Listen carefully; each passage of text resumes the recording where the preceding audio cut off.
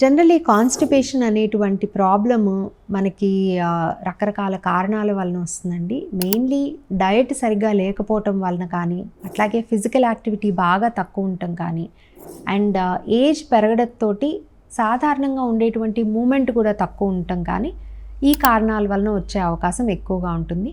విమెన్‌లో అయితే during pregnancy కూడా మనకి కాన్‌స్టిపేషన్ వచ్చేటువంటి ఛాన్స్ ఎక్కువగా ఉంటుంది. డైట్ విషయానికొస్తే తగినంత ఫైబర్ ఇంటేక్ లేనప్పుడు, అంటే తీసుకునేటువంటి ఆహారంలో పీచు పదార్థం తగినంత లేనప్పుడు కాన్‌స్టిపేషన్ ఒక్కటే కాదు, ఈ కాన్‌స్టిపేషన్‌తో పాటుగా లాంగ్ టర్మ్‌లో పెద్ద పేగుకి సంబంధించినటువంటి క్యాన్సర్ వచ్చే అవకాశం కూడా ఎక్కువ ఉంటుంది. సో రెగ్యులర్గా పీచు పదార్థము, అలాగే దానికి తగినంత వాటర్ కూడా తప్పనిసరిగా తీసుకోవాలి.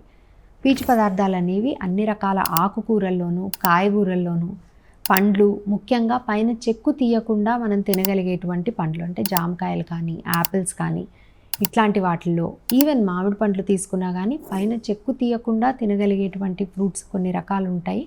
అటువంటివి తీసుకున్నప్పుడు మనకి ఫైబర్ అనేది తగినంత వస్తుంది. అండ్ హోల్ గ్రెయిన్స్ నుంచి కూడా, అంటే పొట్టు తీయనటువంటి ధాన్యం ఏదైతే మనం వాడగలమో అటువంటి వాటి నుంచి కూడా మనకి ఫైబర్ అనేది లభిస్తుంది.